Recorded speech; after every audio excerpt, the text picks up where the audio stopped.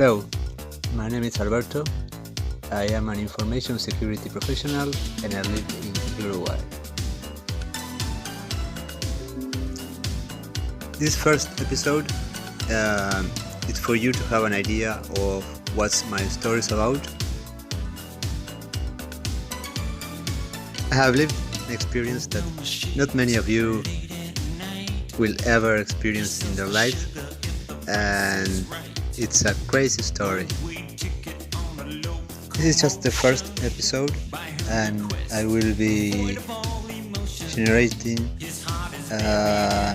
content on a regular basis related to my case and other cases similar to mine, and with the collaboration of people from all over the world that are giving me support to raise awareness about a serious problem that must be corrected, not for me, but for other people. Put on your travel shoes. For this story, we're going south of the border. Actually, much more south than you think. Go on past Mexico, past Panama, past the equator even. Keep on going past Brazil, and that's where you'll find Uruguay. It's a small country, about the same size as the state of Missouri. In February 2017, one of the top medical providers in the capital city of Montevideo got hacked. This medical provider has a whole network of clinics and healthcare facilities. The hacker broke in through the provider's website, accessed the database, took a ton of patient records. A week later, the hacker sent a ransom email to the medical provider showing that they had confidential data and demanded they pay 15 bitcoins. If they didn't pay the bitcoins, they said they would publicly release the patient details of everyone who had HIV and cancer. The note went on to say the price will go up by 5 bitcoins every day they don't pay. The medical provider got together the bitcoin, about $60,000 worth, and paid the ransom. This kept the hacker happy, and the patient information was safe and wasn't publicly dumped. Crisis averted. But the medical provider immediately began investigating who the hacker was. They worked with the local police and for months tried to track down who was behind this extortion. After 7 months, they got their break. They were able to track down the IP address of who sent the email to an apartment in Montevideo. The police raided the apartment, and they were totally stunned with what they found. There were tons of electronic devices everywhere. Laptops, cell phones, hard drives, crypto wallets, and thumb drives were everywhere. The police felt like they hit the jackpot and thought this person probably hacked many other places too. They arrested Alberto Hill, the guy who lived there and owned this stuff, and they took him to jail and seized loads of equipment from his home. The Uruguayan police took from Alberto's apartment the following items: $1,400 US, 8,000 euros, 150 Brazilian dollars, and 3,000 Uruguayan pesos. 6 laptop computers, 5 cell phones, a device used to clone credit cards, and 125 blank credit cards, and an additional 30 normal credit cards. 13 hard drives, a drive duplicator, a few routers, a flashlight, a magazine full of CDs, a whole stack of hardware Bitcoin wallets, 2 fake toy coins that say Bitcoin on them, 16 USB drives, 2 printers, a Guy Fawkes anonymous mask, and a guillotine. And on the laptops, they found hacking tools and programs and viruses. Uruguayan police presented all this to Alberto, and he made a verbal confession saying he did in fact hack into the medical provider, and he did send the extortion email. Alberto went to prison for a long time. Case closed, right? End of story? Hold on. My name is Alberto Hill, and I have something to say about this. Alberto says there's one tiny detail that isn't right about this story. I tell you, Jack, I did not do it. I didn't do it, and I am innocent. These are true stories from the dark side of the internet.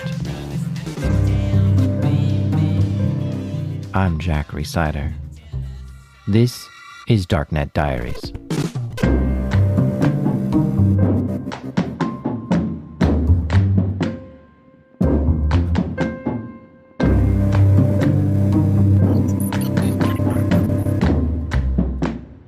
Alberto Hill is a 41-year-old Uruguayan. He was arrested and sentenced to prison for hacking into a medical facility and conducting extortion. He was actually the first hacker to ever serve prison time in Uruguay. But he says he didn't do it. So why did he get arrested? Yeah, very good question. Alberto has a lot to say about this story, and I spent a few weeks with him exchanging dozens of emails and looking at tons of court documentation, news reports, and articles. And I even hired a translator to decode some of the stuff. I talked with Alberto for hours to fully understand his story. It all started 3 years ago. Alberto was working for the Uruguayan government. I was in charge of security of a company of the government here in Uruguay. He had been working for the government for 4 years as a security consultant, securing systems, investigating malware, conducting security audits. Before that, Alberto was working with Interpol and doing digital forensics. He has an associate's degree, an engineering degree, and a master's degree, all related to computers. He's also very knowledgeable about cryptocurrencies and has written papers on them, even given a few talks.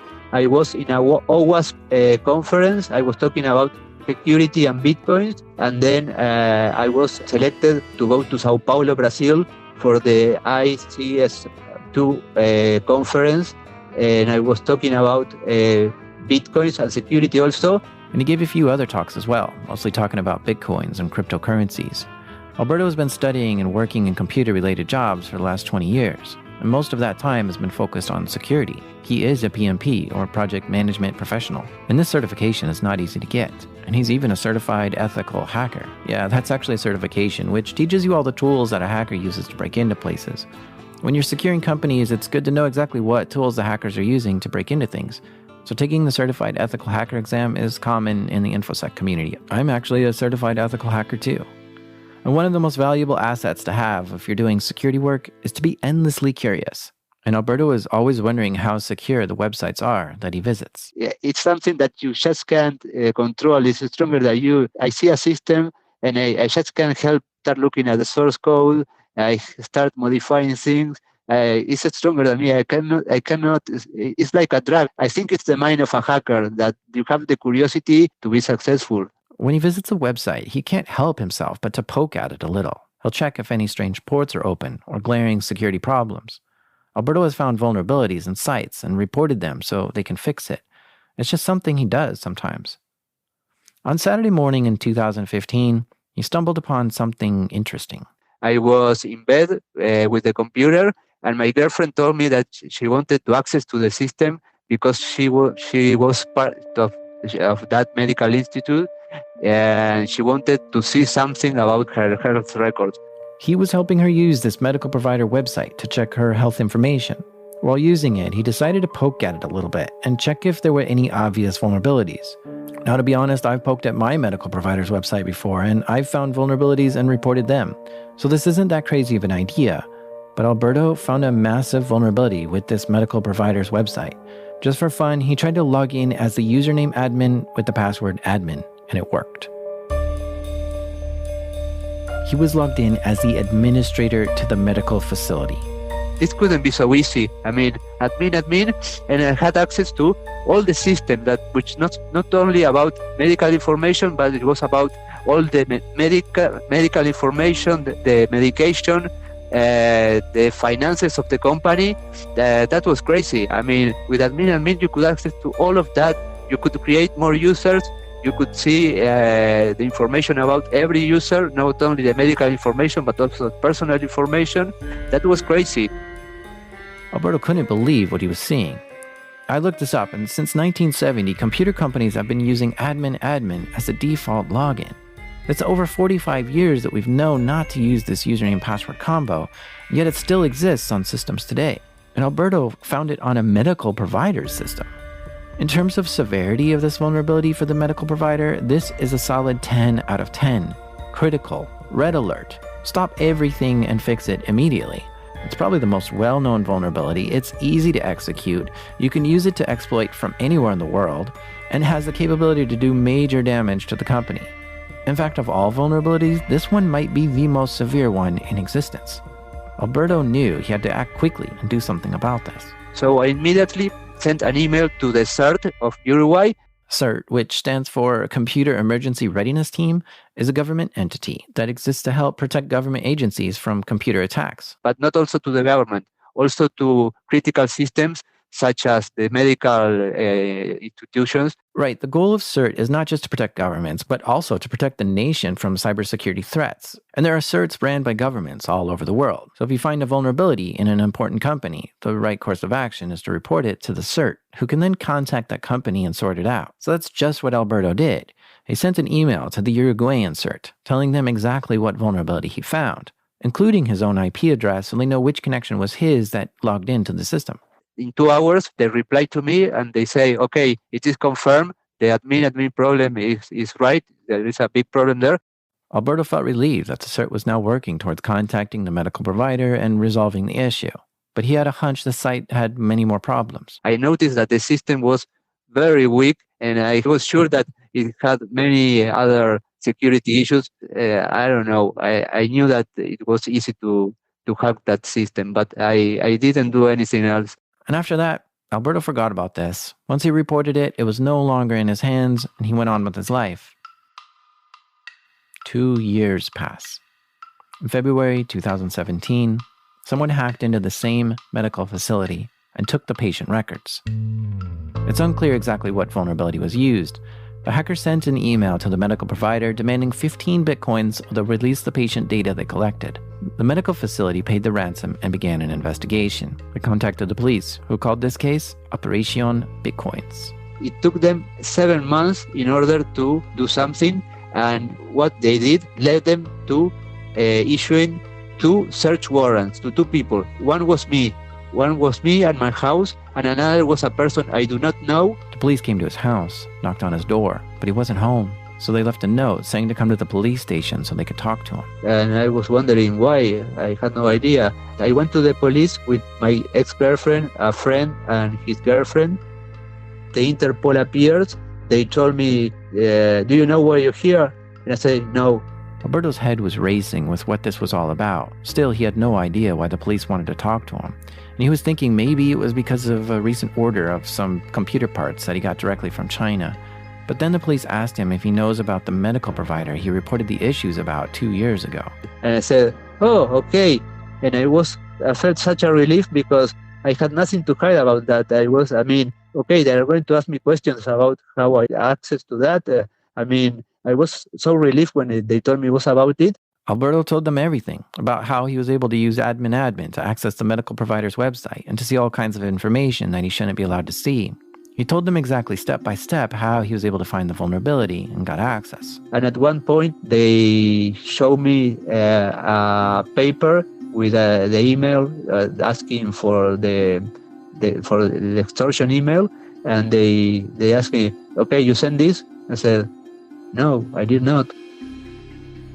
They asked me several times, and until they told me, well, I have here a paper from the internet company saying that your IP, this email was sent from your IP. And I said, it's impossible. I didn't tell him that you're lying, but it was not possible. The police just heard Alberto explain how years ago he was able to hack into the website, so this caused a lot of suspicion. So to be safe, the police held Alberto in jail that night. And his girlfriend came to visit him. She just brought me food to eat and some medication for my asthma because I was frozen. It was a very bad situation for me, but I was feeling that it was going to be everything clear, and they were going to have the evidence that I didn't do anything. And the morning after that, my girlfriend took me coffee and something to eat. And she didn't know anything. She didn't know anything what's going on. The police took Alberto out of his cell, but instead of letting him go, they put him in the back of a police car and took him to his own apartment. The police put on latex gloves and began going through his things. And Alberto had a lot of things, electronics and computers everywhere. Here's one of the police officers explaining what they found in this search. When we started to search in his laboratory, we found stickers, keychains, and books about Bitcoin. He told us that he was in Argentina on the 7th of August buying and selling Bitcoin, therefore we were not wrong in what we were doing. There was also a lot of information about credit cards and machines that could clone chips and cards. We found several electronic cards and chip cloners which he bought directly from China.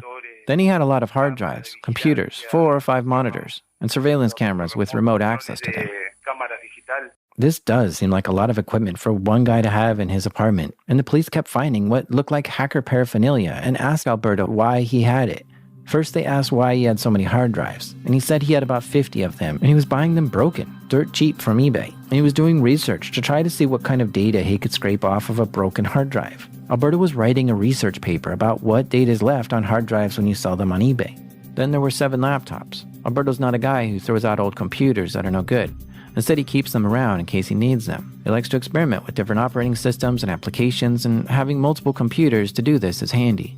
Then he had about 10 cell phones, but he simply goes on to say these are all phones that he's used over the years and he just didn't throw any of them out. They just piled up in drawers over time.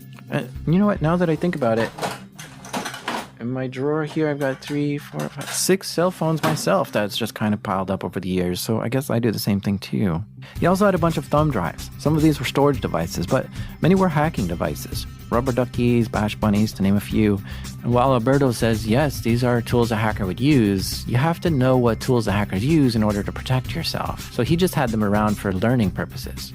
And he had a bunch of ledger wallets. These look like USB sticks, but they're actually hardware Bitcoin wallets.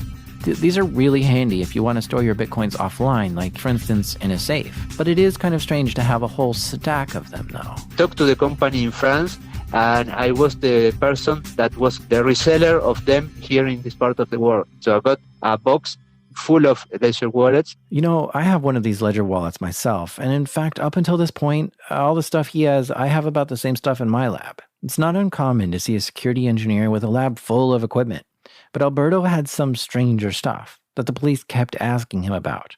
For instance, he had a credit card cloner and a bunch of blank credit cards. Now, the first thing the police thought was that he was buying stolen credit card numbers online and then printing his own credit cards. But when the police asked him why he had this, he told them, I was making a test of security with the credit cards, especially with the chips. He goes on to explain that he's using the machine to conduct research on the chip and pin features of the cards. He explains that that card writer was never used and every one of the cards were blank. He says the cloner itself is easy to get and legal, but it's the software on the cloner that's the hard part to obtain. Even hotels have cloners to make room keys with. But then there are 30 actual credit cards with his name on them. Actually, many of them are expired, and I have had them since 1995.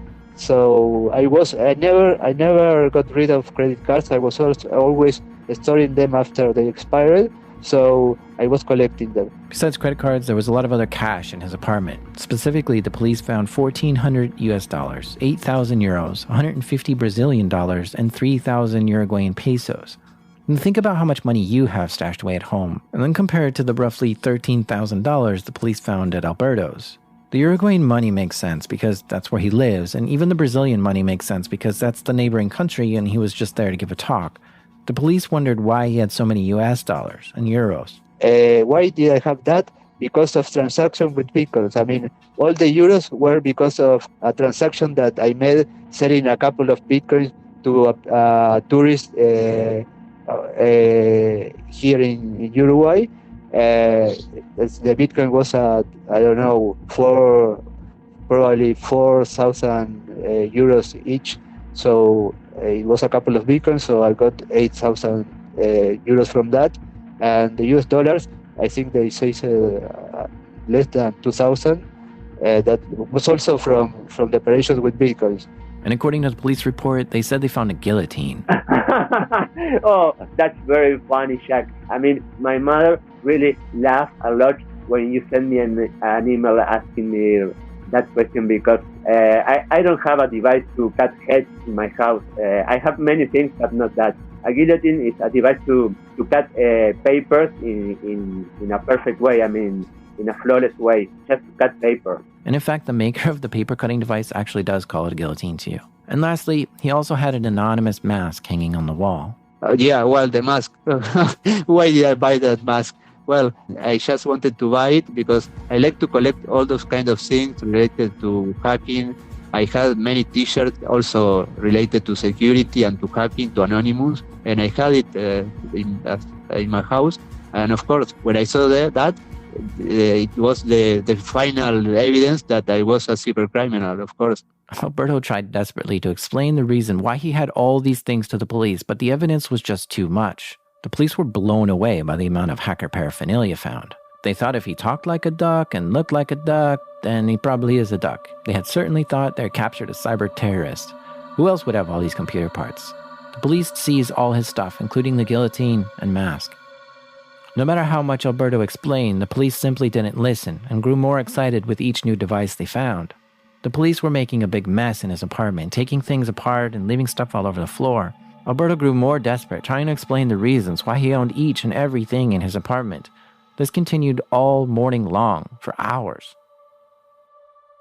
Then around 1 p.m., a new police officer showed up. He had a quick chat with the police in his apartment and then pulled Alberto aside for a talk. Alberto could tell he had more authority and was more serious than the other policemen. And he started to tell me that, I had to confess about the mail, otherwise they would go and do the same they were doing in my house with my girlfriend and with my mother.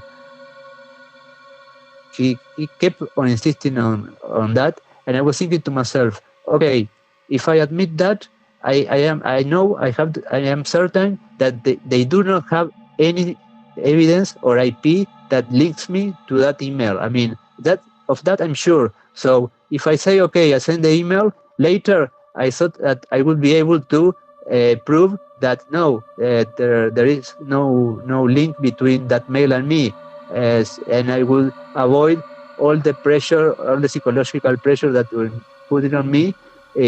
So I decided to say, okay, I send the email.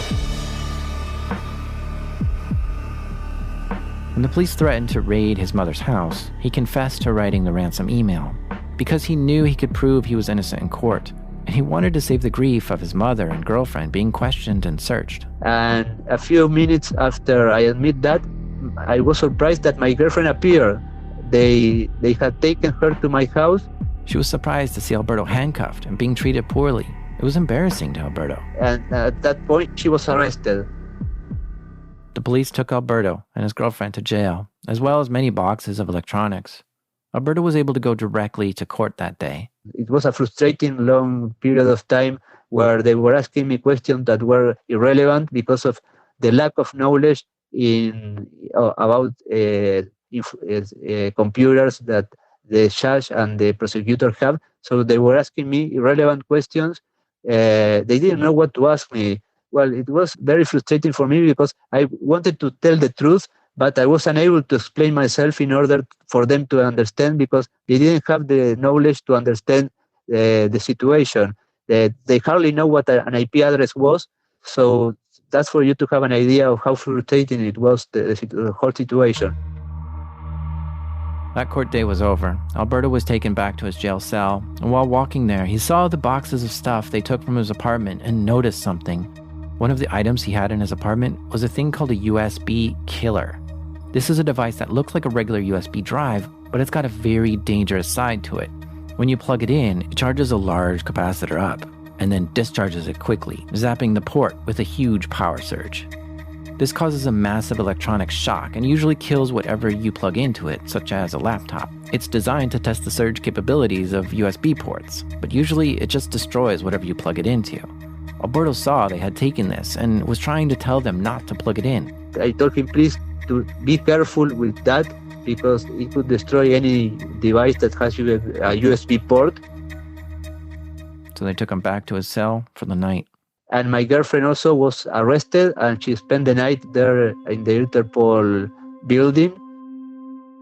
The interrogation for her was not nice. I mean, they told her, for example, that I had admitted everything, and I told that she was the mind behind everything. I mean, so things like that. They told her they were playing with her mind. It was stupid, and she knew nothing. This took a major psychological toll on his girlfriend. Her whole life was now flipped upside down. She couldn't imagine how this could have happened to her. She was really taking this terribly and couldn't sleep at all while in jail, worrying that she might not ever get out. Alberto was very worried also, realizing that all this looks very bad to the courts, and admitting to the email made everything worse. His anxiety was becoming very high, and he was worried about what happened to his girlfriend. And well, at that point, you are in a cell that is very small. All you can do is think, and that's what I did. I thought.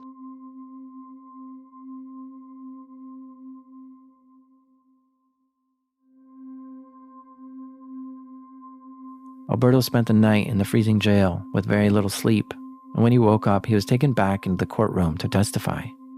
And at that point, my mother was aware of everything, and she got me a lawyer. During the interrogation, the prosecutor asked me, in this pendrive you have 12 viruses. How do you explain that? And I was like, oh my God, no, I don't want to do that. I don't want to explain that, waste my time. It's common for information security professionals to play around with viruses. They'll load them up on a thumb drive and see if they can infect a lab device. But the prosecutor had such little knowledge of computers that Alberto didn't think he would understand. I just said, okay, I'm sorry. I had viruses. Well, I don't know. And the prosecutor got the file and said, you had a USB kill. What's a device that has a name of kill? And I thought to myself, why the hell did I tell about the USB kill devices? Oh my God. Things did not go well for Alberto during court. Piles of evidence showed he was a very capable hacker and knew a great deal about Bitcoin, and admitted to hacking into the medical provider and admitted to sending the email. He only admitted to the email because he wanted to save the grief of his girlfriend and mother getting harassed by the police. At the end of the day, my lawyer called me and he said, I am so sorry, but you are going to prison. I was charged with two things. One was extortion, and another thing was fraudulent access to secret information. Alberto was found guilty, and he was being sent to a long-term prison where he would have to stay for years. At that day, I really thought it was the end of the world for me. I was really, I don't know, my mind was like blocked. I never thought something like that would happen to me. A few days after court, he was put on a bus and sent to a prison very far away. He knew his life had changed forever and still couldn't believe it. After the court ruling, the news of this hit major news outlets. The police lined up all the electronics they took from his house and put them on display for the media. The equipment filled up a very large conference table. On the table, you see his cell phones, laptops, USB drives, blank credit cards, credit card cloner, routers, and the iconic anonymous mask, and so much more. This was the first time the hacker had gone to prison in Uruguay, so it was a big deal. The police may have hyped up the story too, thinking it was a great achievement for them to have captured a dangerous hacker. And the media really wasn't kind either, because what kind of jerk steals patient records and tries to use them for extortion? By the time Alberto arrived at the prison, he was already very popular. The first day that I arrived, they asked the people that were in my cell, asked me what crime did I commit, and I said, no, I commit a computer crime, and well, I hack a system. And said, oh, you're the hacker! Oh my God, you're my hero! I want to be like you.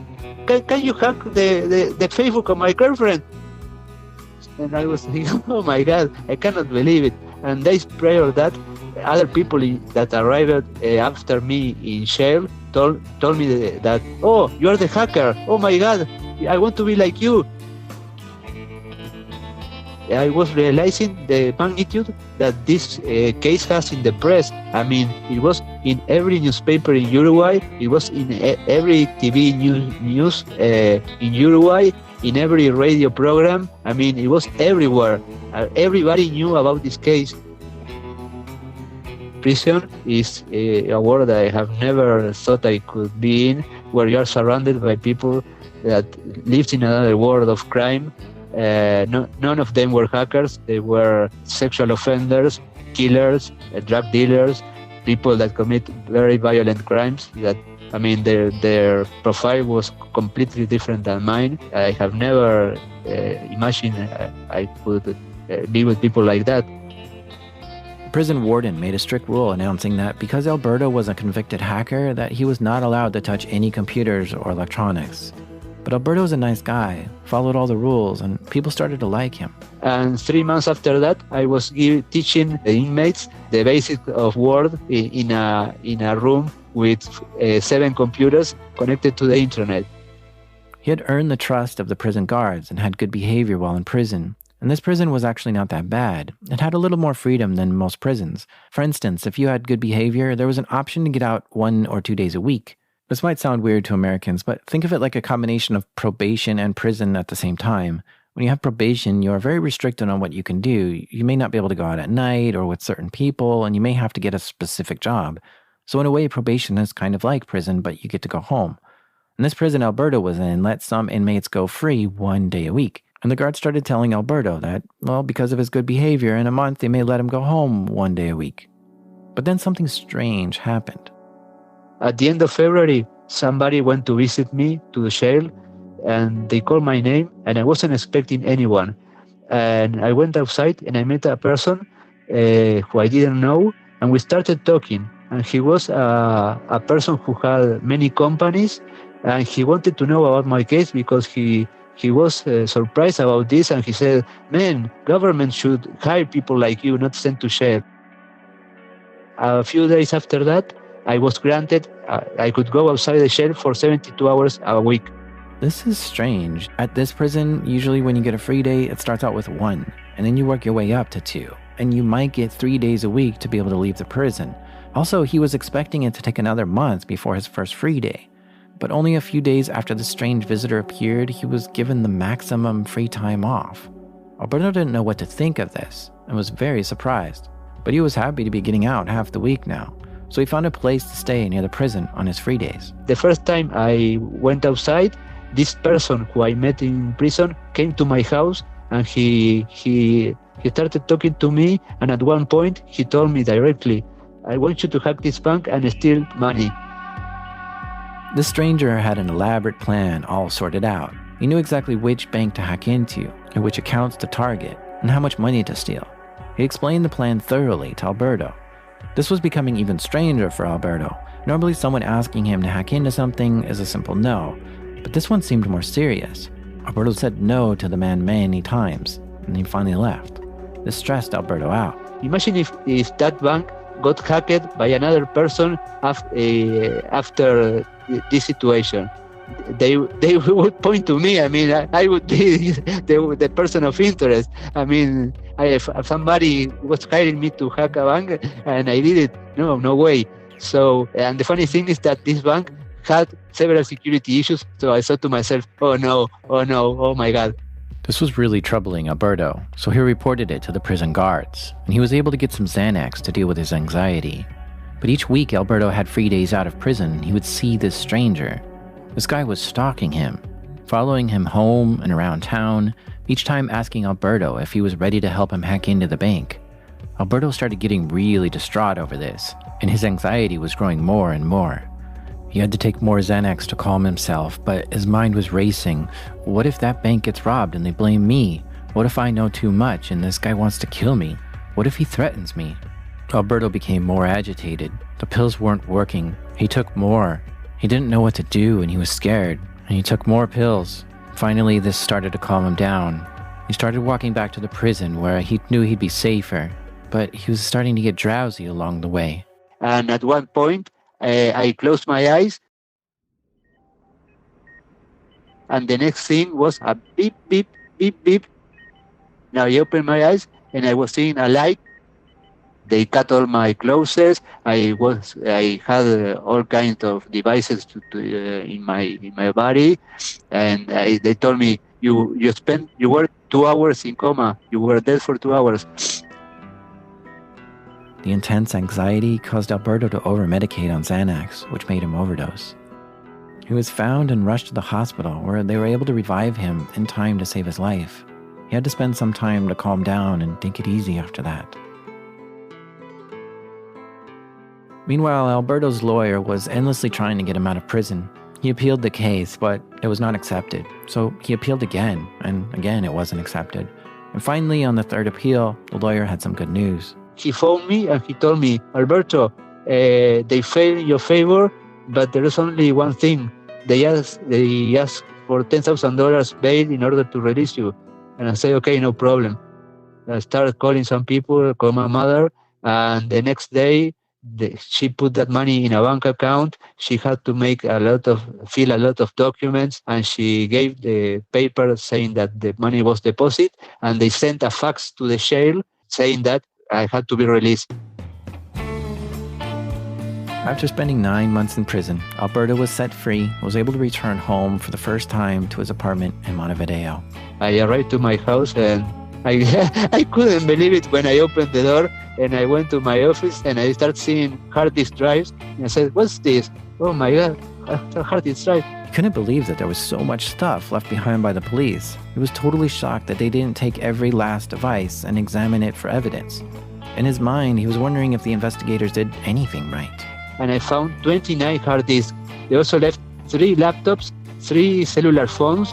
I also found money from Uruguay, from Paraguay and Argentina. And I also found blank credit cards. No, it was crazy. I mean, that explains that the process was they were not prepared. I don't know if they were not prepared for this or what the hell happened. It was all a show. To Alberto, the investigation went wrong in a million ways. The police weren't knowledgeable enough on how to handle this case and didn't take all the evidence, and they handled the evidence poorly. Like they didn't clone the laptop's hard drives. Instead, they just turned it on to take a look at it. In fact, I talked to Alberto for hours, and a lot of what he had to say was just about how this case was handled so improperly, which is probably why, in the end, they caught the wrong guy. He sometimes wonders if all this was just done to set him up and have him arrested for some other reason. He's got a few theories about this, like maybe it was a big cover-up from something else bigger and more shady going on at the medical facility, and they needed to distract the media. But these are just conspiracy theories cooked up in the mind of a guy who's been sitting in prison for months.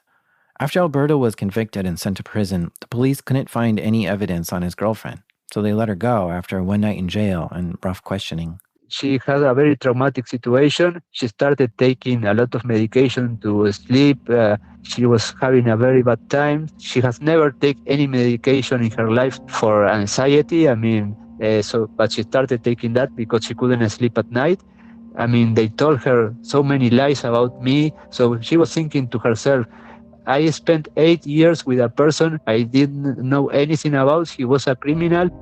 She was questioning everything because they were lying to her. They were telling her all kinds of stupid things that destroy her, including the fact that I said that they told her I said that I admitted everything and that she was in charge of everything. That was crazy.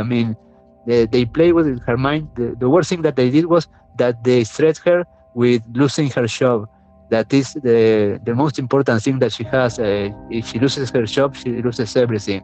And they called her company and they told the boss of the company about the situation. So she had a very difficult issue that she told me that still until now she has nightmares, and very recurrent nightmares, that she is sleeping and she dreams that she's been arrested, that the doors of her apartment is open, that it's the police, that she's taken to a cell. So I was pretty sad when I heard that, because it's been more than a year and she's still having the consequences of the traumatic interrogation process that they apply on her. After 8 years of being together, this incident caused Alberto to lose his girlfriend. This was simply too much of a bad experience for her, and she had to leave him to go help herself. As of right now, Alberto has only been out of prison for 5 months and is still working with his lawyer to collect the evidence of what they took from his apartment. The police have kept most of it still, including some Bitcoin wallets, which have a lot of money in them. In fact, life is very hard for him because most of his computers, phones, and money and credit cards are still being kept from him. For instance, all his two-factor authentication tokens are in police custody, making it impossible for him to log into certain accounts. But there have been a few things that have gone his way since getting out. After I got released, it was incredible. I got job offers from an important security company for a pen testing position in a security company. It was something that I lived, and okay, life goes on. I'm stronger than ever. I could spend 8 months in jail, so if I could do that, I could do anything in life. That's the way I see it. This whole story certainly puts Alberto in a really weird situation. He absolutely has all the opportunity, capability, and know-how to commit this crime, which is what was used to convict him.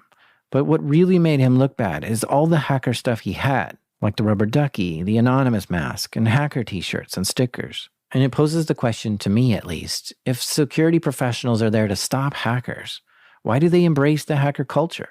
I've built my profession around securing my clients so that threats don't enter their network. So you'd think that I'd absolutely abhor the hacker communities, and I would work towards breaking them up. But instead, I love going to hacker conferences where I get to meet seriously bad hackers and swap tactics and skills with them. I blog about how to hack into certain things, and I'm certain at this point somebody's used my tutorials to do bad things. I wear hacker shirts myself, and my favorite TV show is Mr. Robot, a show about hackers trying to destroy an evil corporation. So why do I play on both sides of this fence? I'm not exactly sure. I guess it's the same reason why law enforcement still likes watching violent movies with bad guys, or why the firefighter that lives down the road from me has stickers of flames on his truck. We all got into these professions because it's exciting to be so close to the action, to know everything the enemy knows, and I like to think by defending the network I'm taking the more honorable position compared to attacking it. But sometimes when one of my clients tweets something stupid that I don't agree with and I have to defend the network from the fallout, it makes me question my morals. I guess it's a thin gray line between an illegal hacker and a security professional. In some ways, we're long-lost twins. We have the same skill sets and same endless curiosity. I guess it's just one of those relationships that's complicated. It's too complicated for this judge in Uruguay to fully understand. As for Alberto, he learned a valuable lesson from all this. The thing is that after I got released, I found two critical security problems in two systems. Okay, I just found them, and I took a snapshot, and I closed the computer, and I say, okay, there's no way I'm going to report this. I mean, of course, I was connecting with a VPN and a proxy, so you have to be lucky to trace me. But okay, there's no way I'm going to report them. I turned off the computer and went to bed and slept like a baby. I mean, I've learned my lesson. No, not anymore. Yeah.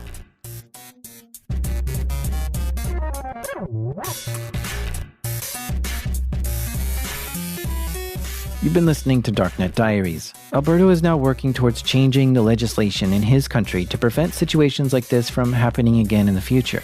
He's got a petition going to help make changes, and you can find links to that at darknetdiaries.com. He's currently writing a book about his experiences, so look for that in the future.